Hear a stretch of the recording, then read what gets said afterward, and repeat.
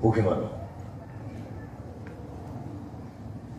সুখী মানুহৰ নগৰত থাকে নাগৰিক, দুখী মানুহৰ গাঁৱত থাকে জনগণ।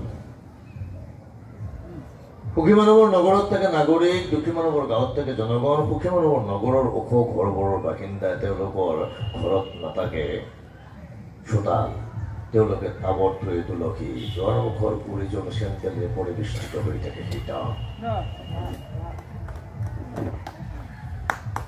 সুখী মানুহবোৰৰ গোহালি নাথাকে, অথচ ঘৰৰ ভিতৰত থাকে বিদেশী কুকুৰৰ বাবে আছুতীয়া বিচনা। সুখী মানুহবোৰ সেই নগৰত থাকে নাগৰিক, দুখী মানুহবোৰ গাঁৱত থাকে জনগণ।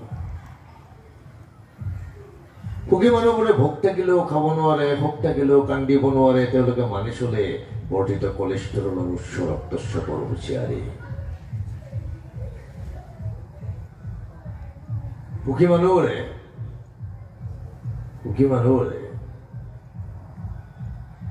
বিক্ৰী কৰে স্বাক্ষৰ।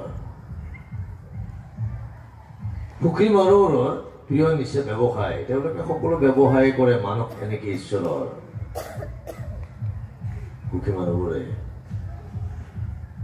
ভোক থাকিলেও খাব নোৱাৰে, সুখ থাকিলেও কান্দিব নোৱাৰে। সুখী মানুহবোৰৰ পত্নীৰ নাম অসুখ, পত্নীৰ নাম দুখ। সুখী মানুহবোৰৰ সপোনৰ নামো দুখ, সুখী মানুহবোৰৰ সন্তানৰ নামো সুখ।